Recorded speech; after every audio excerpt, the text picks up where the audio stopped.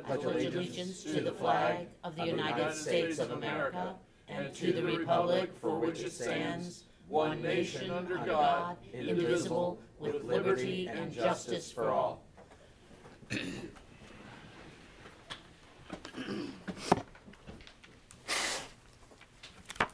So the first order of business is approval of the session minutes from February 21st. Do we have a motion to approve those minutes? So moved. I'll second the motion. Mr. Painter. Yes. Mr. Ubel. Yes. Mr. Humphrey. Aye. We have a consent agenda. It was emailed to us on Friday. If there are no items that should be removed, or if there are no items, we'll entertain a motion to approve it as a whole. Do we have any items we wish to remove for further discussion? Mr. President, I would suggest that we remove item number 7 from the consent agenda for further discussion. Okay. Is there anything else? Then I'll entertain a motion to approve the consent agenda excluding item 7. So moved. Second. Mr. Ubel. Yes. Mr. Painter. Yes. Mr. Humphrey. Aye. And we'll move to the regular agenda and start with item 7. Item 7 is a recommendation of Thomas J. Eigel, County Administrator, to amend Section 8 of the Clermont County Personnel Policy and Procedure Manual entitled Rules of Procedure for Sessions of the Clermont County Board of County Commissioners, as outlined and attached in Exhibit A, heretofore established and ratified by the Board of County Commissioners on 6/18/2014 and amended on 1/6/2016, 1/18/2017, and 1/10/2018. And this will be effective on this coming Wednesday. And we will transmit the revised Section 8 of the policy manual to all county department heads and supervisors, including elected officials. Are there any questions? Could you outline the change, Tom? Sure. Previously, when we adopted the rules back in January, we did not videotape staff discussion, and the purpose of that was staff discussion that was based on our old work sessions, which tended to last a couple of hours, and there were no official motions made by the board or decisions made by the board at that time, and the amount of time it would take on our server space. So we decided not to videotape those, but we have since decided that we're gonna videotape those staff discussions. Server space isn't all that expensive, I don't think so. Good. I think it's a good move. It obviously eliminates any type of decision-making that, of a board meeting, and since we have the videotape available right here. Thanks. Okay. I agree. I think it's a good idea to tape everything that we do. So, roll call. On a motion. Well, we need a motion first. Do we have a motion to approve item 7? So moved. Judith. So moved. I will second the motion. Mr. Painter. Yes. Mr. Ubel. Yes. Mr. Humphrey. Aye. And in our non-consent agenda, item 1. Hi there. Morning. My name is Tracy Sellers. I'm here on behalf of Joe Ellison, our Chief Probation Officer with Municipal Court. Thanks. It's the recommendation of Joe Ellison, Chief Probation Officer with Clermont County Municipal Court Adult Probation Department, with the concurrence of Thomas Eigel, County Administrator, to execute an addendum to the subsidy grant agreement for community-based corrections programs by and between the County of Clermont, Ohio, and the Ohio Department of Rehabilitation and Correction, Division of Parole and Community Services, Bureau of Community Sanctions, previously ratified by the Board of County Commissioners on July the 26th of 2017 for the Community Corrections Act 408 non-residential misdemeanor grant relative to the jail diversion program entitled Standard Probation, which represents an increase in the grant award in the amount of $58,108 for a total revised grant award amount of $290,536, with no local match required therefore, effective July the 1st of 2017 through June the 30th of 2019, pursuant to and in compliance with the terms and conditions set forth therein. Thank you. Thank you. Thank you, Tracy. So do we have a motion to approve item 12 to execute the addendum for subsidy grant agreement for community-based correctional programs. So moved. Second. Mr. Ubel? Yes. Mr. Painter? Yes. Mr. Humphrey? Aye. And then we can start with our emergency management agency. Pam? We've had quite a busy weekend. Are we gonna do the add-on, or are we gonna do it later? Now? We'll let her, Pam, give the update and Okay. if she wants to present that. You have one, right? You mean the resolution? I didn't, sorry about that. No, you're good. I think they want you to do the update first. Yeah. So, I'm the Clermont County Emergency Management Agency Director. As you know, we were planning for the Ohio River to flood, so we have been working with all of our Ohio River communities in preparation of that. As we were dealing with the waters rising over the weekend, we were also affected by a EF1 tornado that impacted the village of Neville, Washington Township, Monroe Township, Franklin Township, and then a little bit of parts of Felicity. So it's been a very chaotic couple of days, but we are working together through a unified command structure to address all of the needs of the communities that are affected by both the Ohio River and the tornado. So the National Weather Service was out yesterday. They did complete a damage assessment to determine the level of with straight line winds versus a tornado, and then also to determine the scope and magnitude of the event. So they did determine it was an EF1 tornado. They're actually making a determination that there were two tornadoes, two EF1 tornadoes, and it went all the way from about the village of Neville through Hamersville in Brown County. And then the building department was out yesterday, and they did complete the damage assessment. And so we'll have all of that information today and be able to submit that to the state. Thankfully, we had no reports of injuries. We do have a few residential structures that were affected. And again, we'll have more detailed numbers for you later this morning.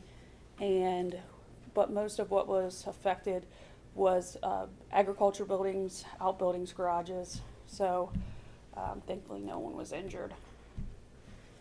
On the Ohio River side, as we know, it did get above 60 feet at the Cincinnati gauge, which did, cause us some substantial impact to the village of Richmond, Monroe Township, Pierce Township, and Ohio Township.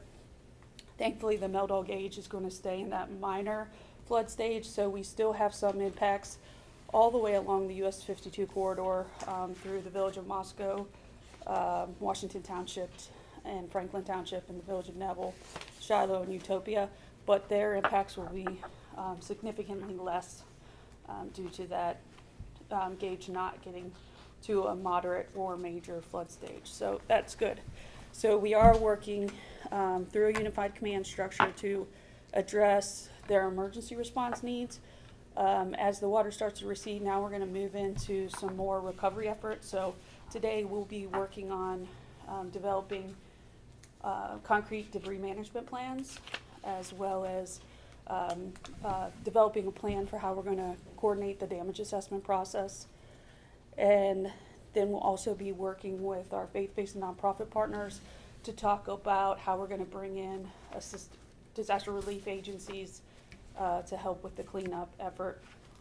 So, and then we'll also be working with all of the public works agencies, the county engineer, Ohio Department of Transportation, and the road and service departments to look at how do we clean the roadways and the right-of-ways to make sure that they stay clear should we have any more rain. We do have the potential for heavy rain tomorrow, or on Wednesday, but thankfully right now that looks like it's going to be far south of us, which hopefully should not affect the Ohio River as much as they were anticipating earlier last week. So hopefully the water's going to recede and we can start really focused on the recovery and cleanup effort. We do have a shelter that is open. The last time I talked to the Red Cross, which was about 5 o'clock last night, They had 8 residents that that stayed in the shelter. And I'll get an updated count on how many people actually stayed in the shelter overnight. And then we also have a pet shelter being run by the Tri-State Cart, and they had 10 animals that were in the shelter as of 9 p.m. last night. And even as we ramp down maybe the shelter operations, as individuals and families no longer need that support, we will most likely maintain some type of pet sheltering until those families can take their pets back. I think Tri-State Cart anticipates kind of maintaining that function for up to 2 weeks after we kind of ramp down. So we do have a plan for how we're going to manage those animals that need a place to stay until we can get them back and reconnected with their families. As I said, right now one of the major things that we're working on is debris management. We have had reports of gasoline smells and natural gas, so we're working with Duke on the natural gas, shutting off utilities that need to be shut off. And in terms of gas, we don't have any official reports of releases because we had 2 fuel stations that were underwater, and Ohio EPA went out and assessed them. They're not leaking, but it's just a matter of that residual gasoline, diesel, oil that's on the roadways or, in people's, hazardous materials are going to be out there, especially with the Lawnmowers, everything. I mean, yeah. So anything that got underwater that had gasoline or. yeah, so they're not, at this point, we don't have any, point sources where they're trying to do a cleanup on that. But we are going to be making sure that we have a plan to deal with hazardous materials, especially like orphan drums that may have come along the Ohio River. How are we going to collect, contain, and then ultimately dispose of those in a proper format? So Ohio EPA is at the command post right now, and so we'll be working with them to resolve all those issues. I think that's it for that piece. Again, we'll keep you updated. Make sure that you guys get the continuing situation reports. So we may start to ramp down the command center the way we have it structured right now so that school can get back into session as soon as possible. I know that's a big concern for the village of New Richmond and the New Richmond School District. And then we'll probably move into. Are some of their school buildings affected? Yes, so New Richmond is actually closed today. I knew it was closed, but I didn't know. Yeah, so we are using the middle school for the command operations. Yep. The high school is being used for the shelter, and I believe the post office is using the elementary school. So as we can, we're going to kind of vacate those locations and get them cleaned back up so that they can go back to school as soon as possible. And then we will probably move into one of the Village of New Richmond municipal buildings and run operations from there. But again, we're kind of taking it on a day-by-day assessment of what do we need and then how can we. So we're using the schools for our response, but none of them are underwater. Oh, no. Okay, Yeah, they're not affected. okay. Yeah, just taking up space because there aren't a lot of locations at this point that we could use that would be Right. in close It's very nice proximity. of the school to allow us to do that. Yeah, so we've been working Thank with you. the superintendent, Adam Bird, for the last week or so to make these arrangements. So they've been gracious enough. And again, I can't say enough good things. A lot of their administrative staff have come in to support us. They've done a lot of work to make sure that we are accommodated, so. And we should also thank all the people who've donated things as well. Yeah, Shelter yesterday, but people have donated thousands of bottles of water, and I think Chick-fil-A donated food last night. Yeah. Pete's Barbecue and other places, so what we're doing right now is really on the donations piece, we're just taking that information until we can take it in and be able to use it effectively. So if anyone is interested in donating or they're interested in volunteering right now, we are asking people to call 513-735-8500, and then we'll track that information, and as we can use it, again, our office is taking over that coordination of feeding all the emergency workers. So we're trying to pre-plan different restaurants that are willing to donate for various days this week. That's one thing Lori Schluter in our office is working on right now, is looking at making sure that we have enough lunches and dinners for all of the emergency workers. And we'll work with the Red Cross on feeding for survivors in the short term, but then over the long term, as we get into that recovery process, we'll be, again, reaching out to our faith-based and nonprofit partners to make sure that we're feeding all the survivors so that they can continue to do cleanup and they have everything that they need pretty much compact. Pam, the and- governor making his declaration of an emergency, what does that bring to us? Well, it really just opens up the state's resources that are available. So the state has activated their emergency operations center in a partial capacity, so they bring in different state partners. So as we have resource needs, we can make that request, and that gives them more opportunity to reach out to their other counterparts within the state government to get those resources. The governor's office is very much in tune with what's going on. It also potentially, and again, this is just potential, it allows us to apply for the State Disaster Relief Program, which is a financial assistance program for public entities to recoup some of their expenses. But again, there are thresholds, so thresholds that we have to meet as a county and thresholds that the local municipalities will have to meet. So I hate to say that we're automatically going to get the State Disaster Relief Program, but the potential is there. A lot of that will stem from our damage assessment that we do, both on the individual assistance side, which would be homes, businesses that are affected, and then also on the public assistance side, which would be, what expenses did we all incur for emergency response and debris management? And we'll be collecting that data on the public assistance side over the course of the next 2 weeks to 4 weeks as we go through this process. So there hasn't been a federal disaster? No, so again, the way this works is we start with the local communities, And and we've when had they several exceed of their, those. so in terms of the local communities, all of the Ohio River communities have submitted a proclamation of disaster, with the exception of the village of Neville. Then the county will consider if we're gonna exceed our capabilities, we need to make a request or a disaster proclamation. And then the state, they would determine if we're gonna exceed their capabilities, and they'll make a disaster request or a disaster declaration. They then submit preliminary damage assessment data, which they just sent out last night. The time frame, we have 30 days to do that. And they'll compile across all of the entire state what the impact was. And there are thresholds that they have to meet, financial thresholds, as well as a whole bunch of other criteria, critical infrastructure damage, number of injuries, number of fatalities. There's just probably about 18 different criteria that they look at, and they'll submit that to FEMA. FEMA will make a recommendation then to the President of the United States on whether or not we would get a federal disaster declaration. And again, there are a lot of criteria that they look at, so I apologize that we can't give anybody definitive answers on that. But even if we got a federal declaration, it may be just for public assistance, again, for the expenses incurred for emergency response and debris management. And then it could also include an individual assistance, which would be assistance to families and individuals that are affected by the disaster. But again, all of that will be up in the air. We've already started on our EMA page with recovery resources. And we will start the long-term recovery committee process. Actually, we're gonna meet today to get that jump started. So even if we don't get any state or federal assistance for individuals or families that are affected, we will have a very concise way for them to enter into those faith-based and nonprofit partners and get access to resources to recover.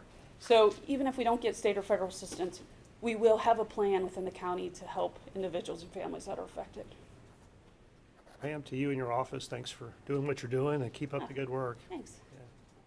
Yeah, it's been a stressful weekend, but I mean, it's just Saturday night was very stressful because when I left at 8 o'clock, we were anticipating to get to 58 feet by 7 to 10 a.m.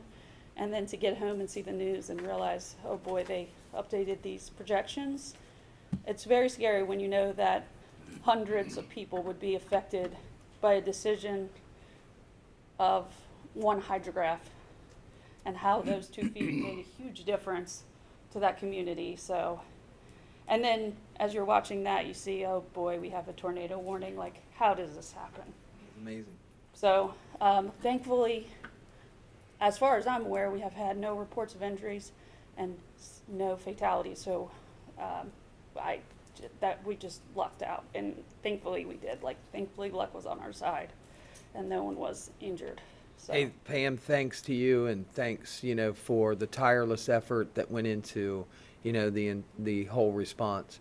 All of the first responders, the police department, our sheriff's department, the Ohio State Highway Patrol, all the fire departments, township trustees, administrators, that were down there. I saw a lot of you this weekend, and some of it was 1 o'clock in the morning. So, the fact that they made it accessible to the people who live there. People were able to actually get to their homes and to make the preparations that they needed to. I can't say it was a happy event, but I can say that there were a lot of people that were satisfied with the efforts that they had done.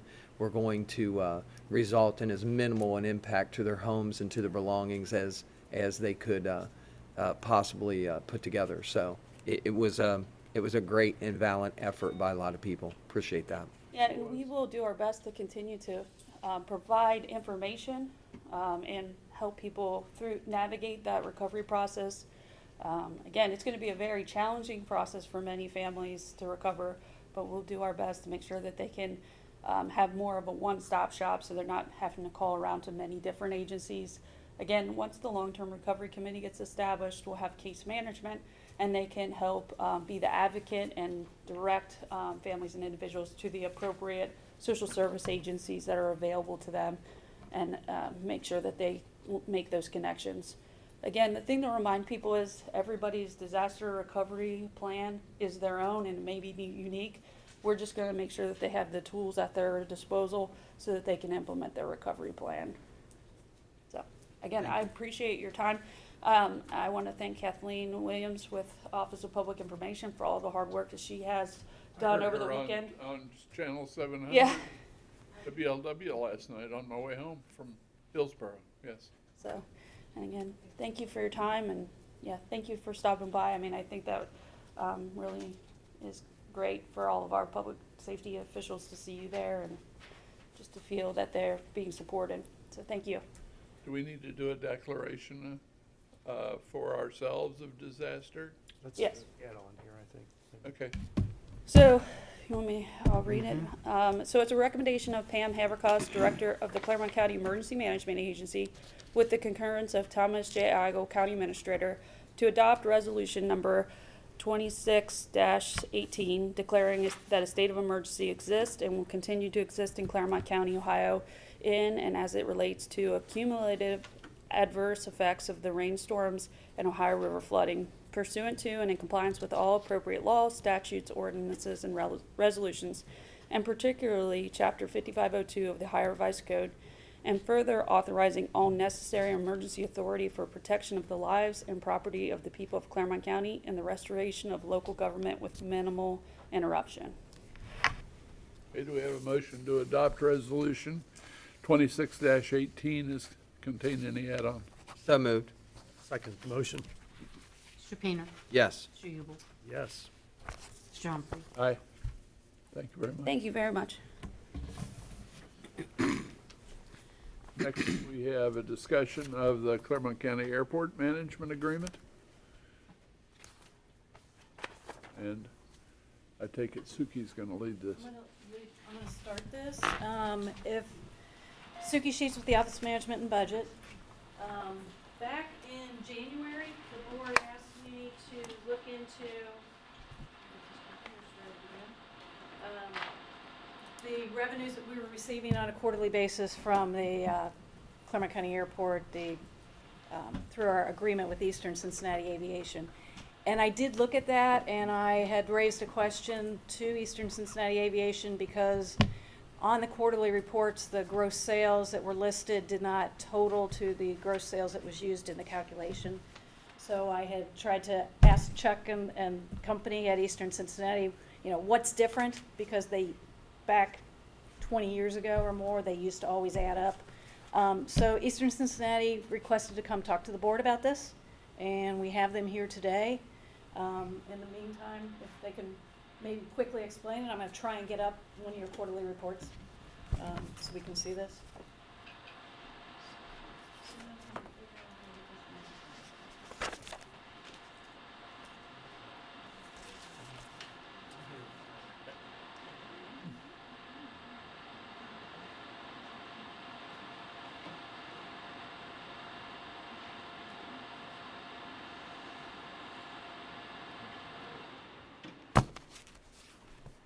Ollie's got the remote.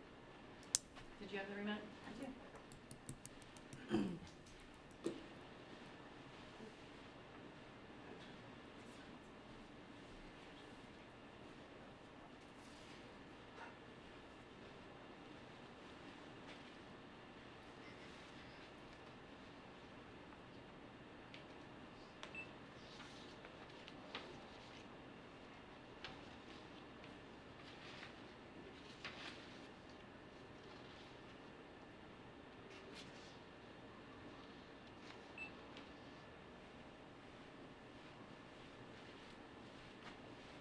Technology.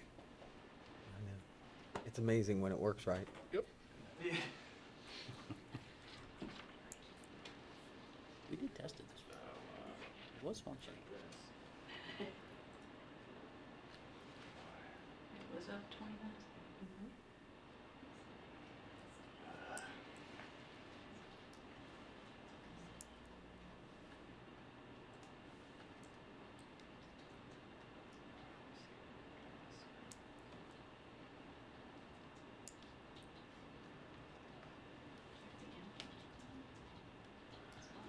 Can we recess for 10 minutes? That possibility?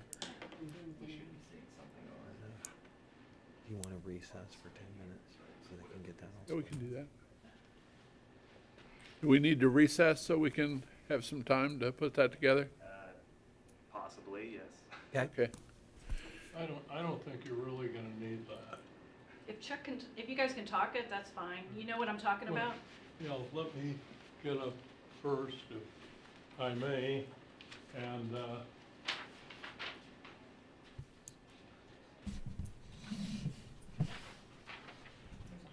I don't need that. Okay. Thank you. I'm here for only one reason.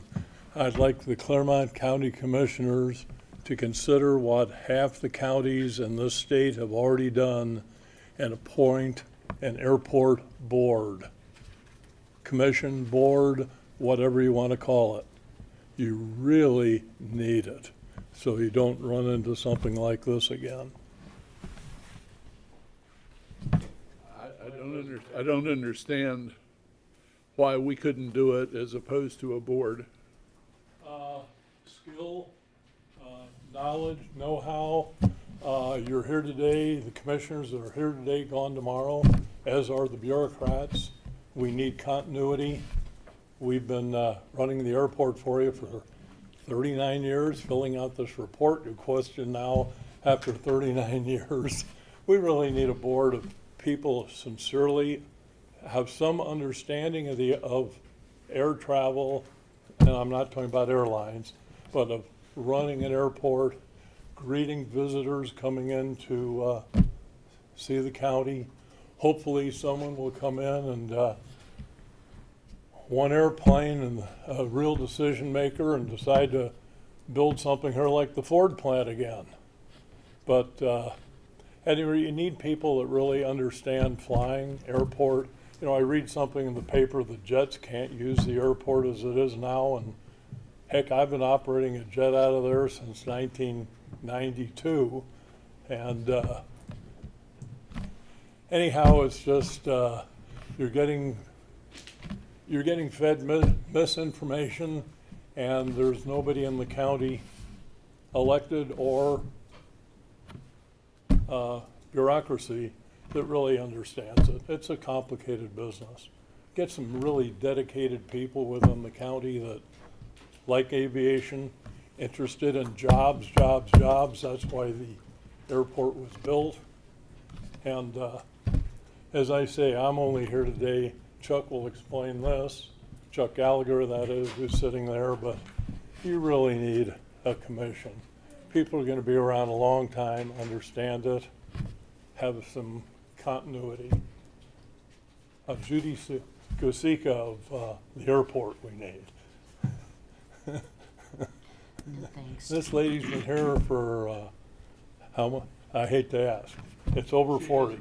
She has been here as our clerk for a long time, Right. 39 years, she just whispered. Hey, that's all. Now, Chuck, and you, apparently you have a question. And If we look at the spreadsheet here, we have aircraft rental.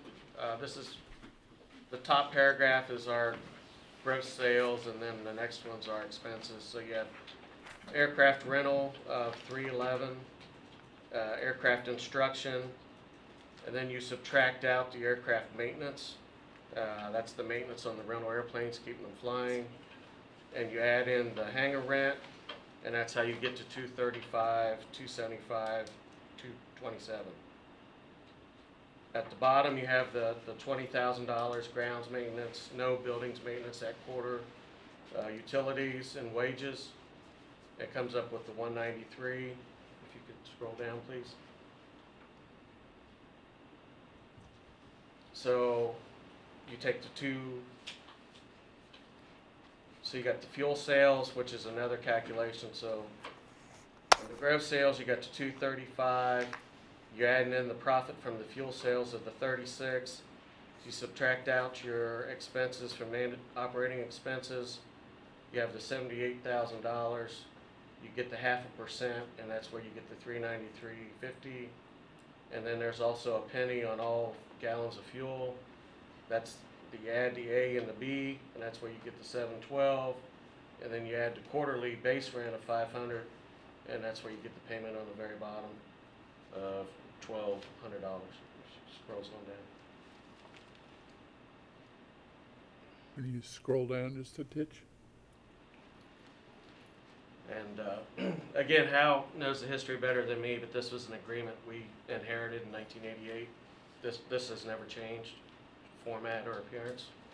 we did not negotiate this contract. It was done by Clermont County Aviation, and at the direction of the Clermont County Commissioners, when we wanted to build the building that we now have and build hangars, we were told we better essentially buy the fixed base operation that was there. We did, and this is what we inherited, and this is what we've kept our part of the bargain. How explained by the fixed-based operation? I mean, what we have on file here is we have basically a lease sales agreement that's between Eastern Hills Aviation and the Clermont County Board of Commissioners here. It definitely wasn't a buy. It was, you operate the FBO based on total sales and gross sales, and then maintenance. There was a 1% penny tax on fuel that was sold. When those payments started coming in, and Suki, correct me if I'm wrong, they had a pilot supply. This is, what I pulled up was one from 1993. So you have a pilot supply in there also. Right. All of the agreements that you're, all the payments that you're sending over now are minus any pilot supplies whatsoever. You know, and we're aware that you sell pilot supplies, and it was accounted for in pilot supplies. Can you tell us why there are no pilot supplies today? Well, let's go back to your original premise that we negotiated this contract with the county. We did not. It was done by others, and we bought that company that had this contract. And Eastern, now we changed the name to Eastern Cincinnati Aviation from Clermont County Aviation. And Eastern Cincinnati Aviation does not sell any pilot supplies. It's a different corporation that's in the pilot supply business, and we bought this, and believe me, the fixed base operation doesn't make any money. But you Just you assumed this agreement in 1987. Correct. Okay, 40 years ago. that bill right there is from That was 93. I pulled up just to Right. show the pilot. in supply. '93. We're at now. You were selling pilot supplies there? There was Well, one. that's about the same year that we took down the building for, the fixed base operation was removed, and we moved, the operation over to, since it was a much nicer, entrance to the city, we moved the fixed base operation into Sporty's building. And at that point, they stopped selling pilot supplies. But the They intent, were in their own independent building that you had, it was a county building. There were some pilot supplies being sold over there. but the intent of the agreement was to include pilot supplies, if you go back and read it through.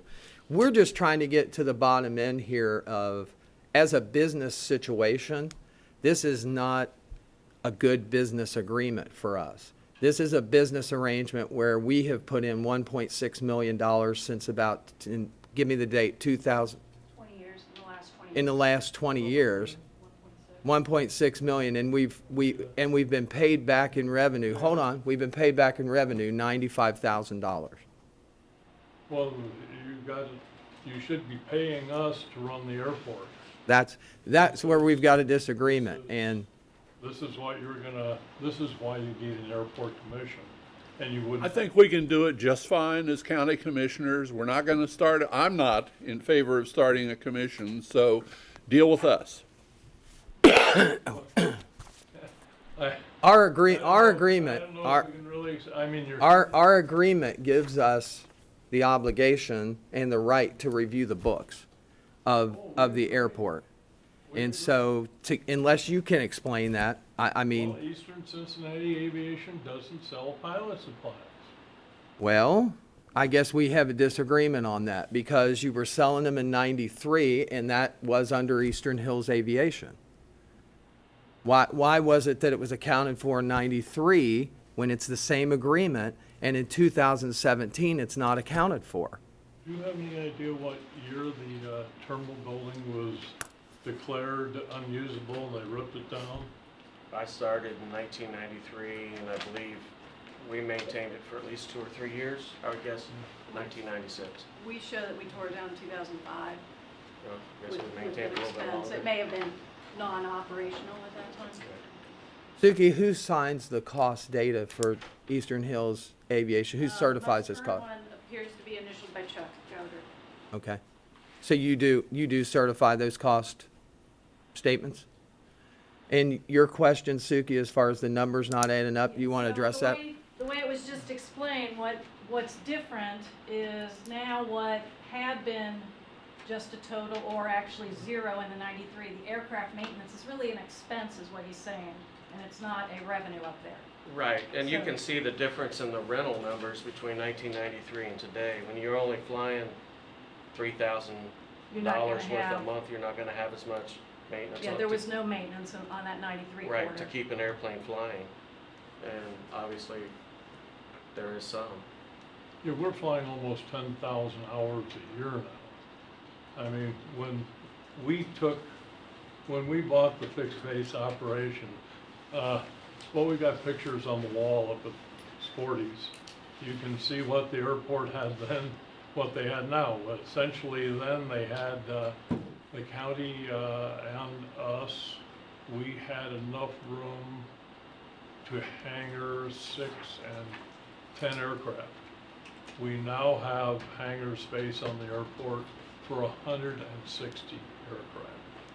And none of this did the county have to pay a cent for. And just out of interest sake, our investment up there is in the tens of millions of dollars. I mean, taxes, what Batavia School District gets a couple $100,000 from us. I think they get about 80% of the tax, property tax, etc. Suki, do you understand that difference now? I mean, does that make sense to you, or what's your comment on that? The thought does not, based on the way the contract was written, I didn't know, I can't see where the contract says that it's the net aircraft rental expenses. It talks about managerial operating expenses, and it talks about the sales. So I would, I'd go back and see if moving that down as an operating expense makes it something different. And see how that would calculate, throwing that into the calculation. The bottom line here is we're not seeing the payment come into this county per the original agreement that you've signed. Oh, yeah. Oh, You my know. God.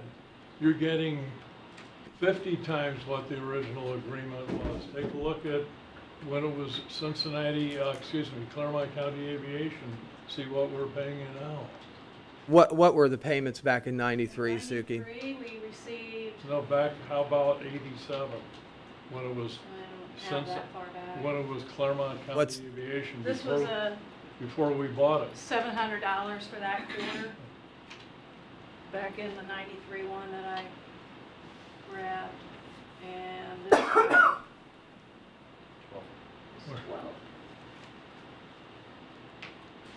So we're up a bit from the 93. Mm-hmm. But it's, it's not major.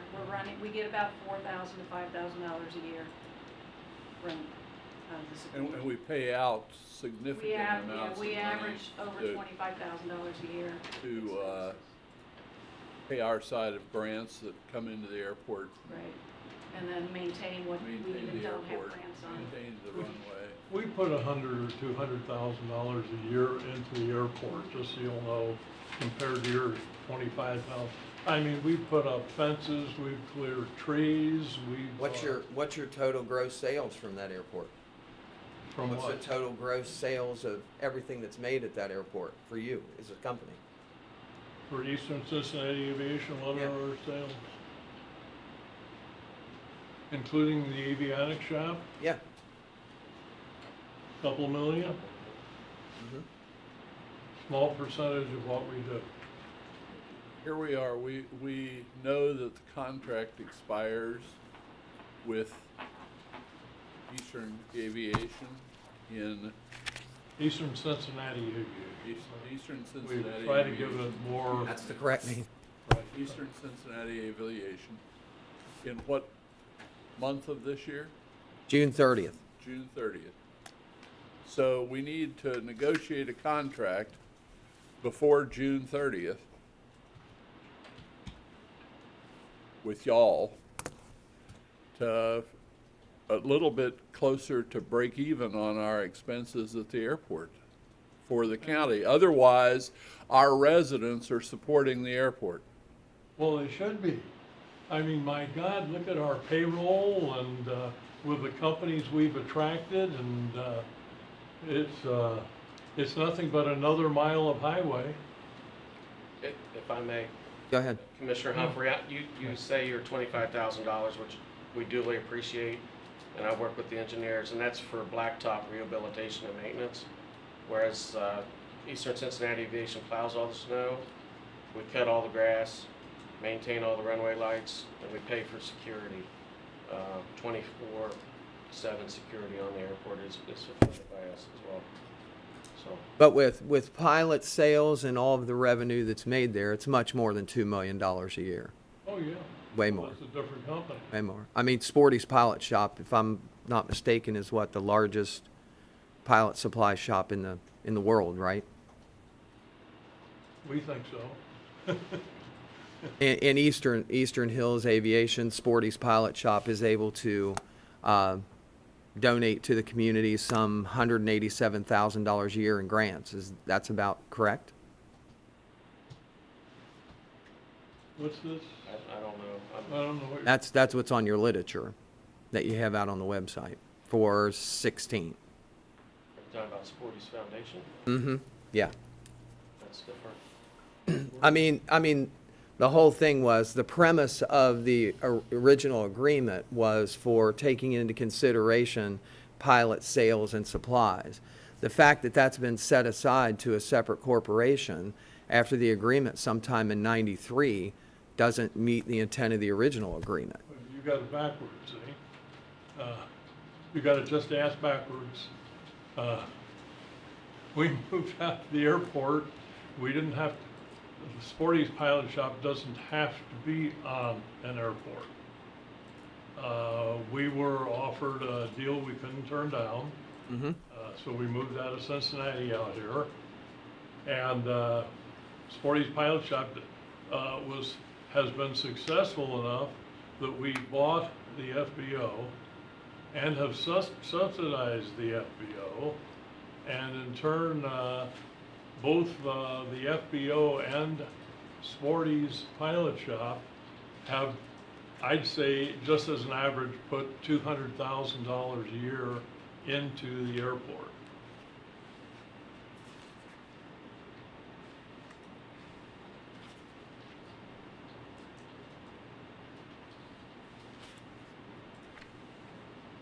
Well, the original agreement that was signed says that the term gross percentage rent is amount equal to 0.5% of the manager's covered gross sales up to 200,000, 1% of covered gross sales from 200 to 400,000, and 2% covered over 400,000.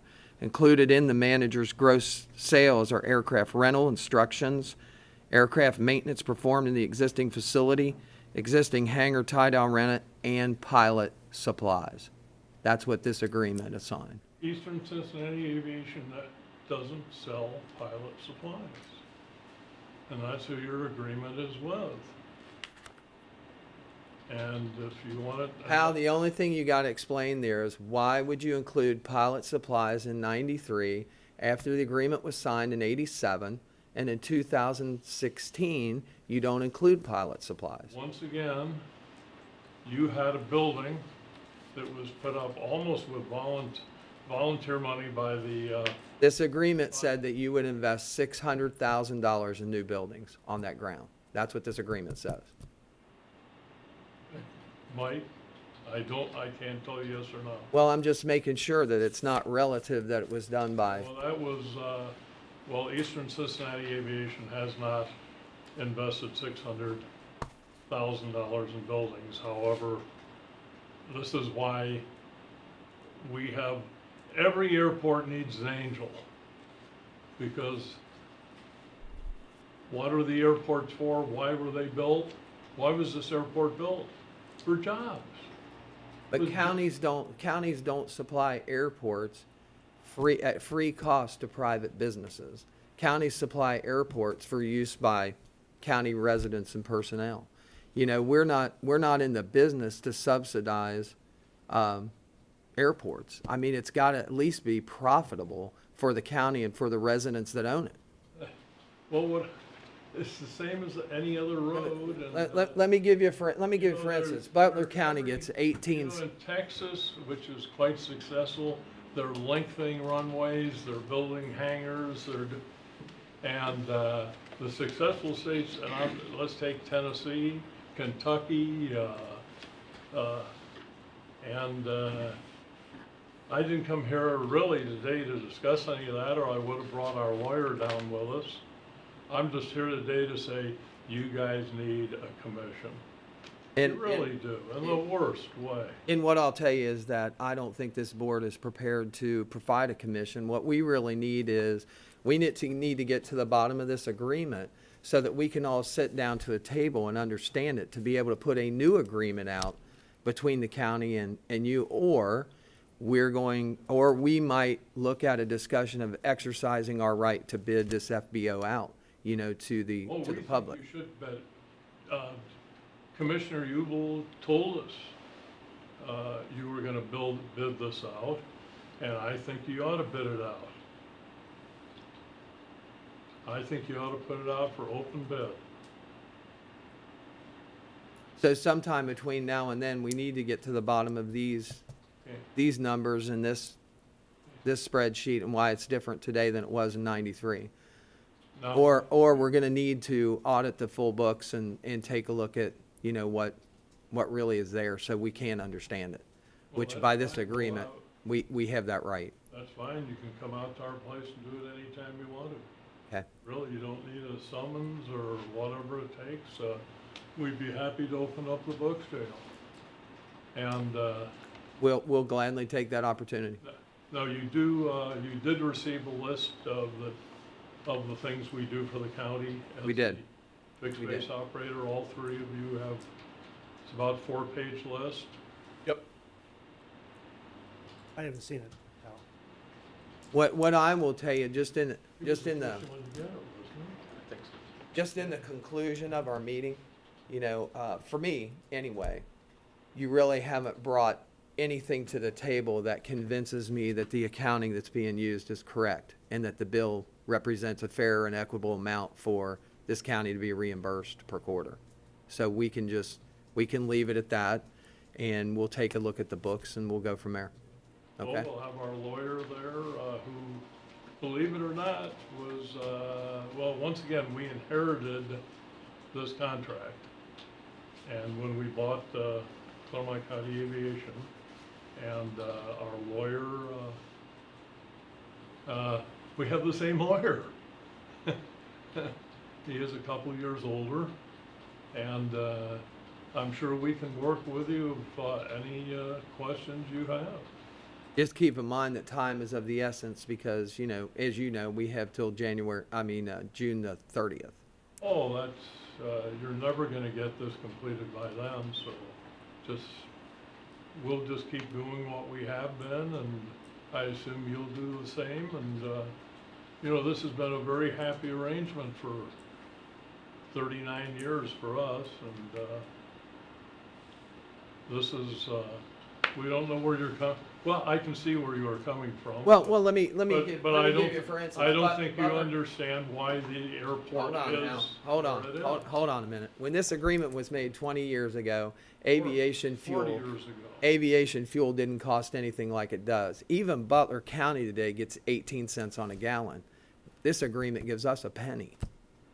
I mean, that's not going to be something that we further into the next agreement. You know, this county has got to be, Put it out for bid. this county has got to be compensated We've fairly. been told by the prosecutor's office, you may be a sole source. So we're gonna It may go be- a sole source because of the arrangement of the airport and the property that's owned along the edges and the rights of way that we have onto the airport property. You may be a sole source, and he's gonna get back to us with whether that's true or not. If that's true, then we need to negotiate with you alone, because you're the sole source bidder. There is no bid, you're the sole source provider, and we need to negotiate with you. I think any land somebody else wants to buy, I think is available.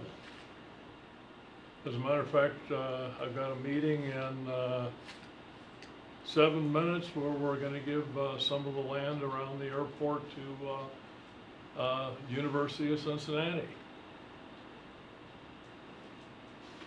I don't think you realize, you even saw the, report of the Sporties Foundation. Absolutely. Well, this past year, when you dilute it all between, my wife and I and the foundation and then another $140,000 for services, we were able to bequest a little over $500,000. Very, very lucky. We had a good year. Something changed in November a year ago, and our business is back almost to where it was 10 years ago. And, Great. we had a good year, and we're charitable. I mean, it's just, I get chewed out by my accountant that we're too charitable. Well, thanks. Anything else, Suki? We'll do it. Thank you. Okay, thanks. Okay, We're out of here? we have a need for executive session pursuant to 121.22 G1 and G3 of the Ohio Revised Code.